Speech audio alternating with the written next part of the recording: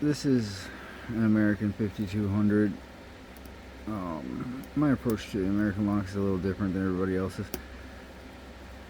And everybody says use, feather light tension. I use pretty heavy tension.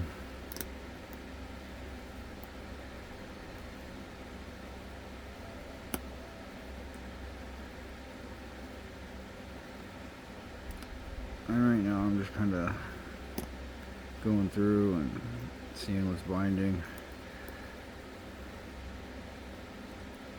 Trying not to drop anything while I'm talking, which is exactly what I'm doing.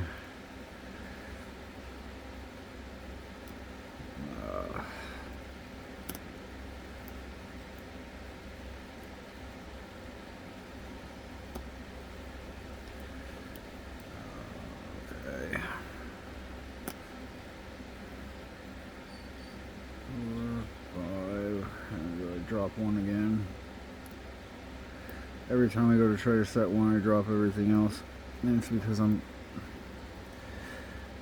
not on one, I'm on my tension tool. There's 2, 3, 4, 5.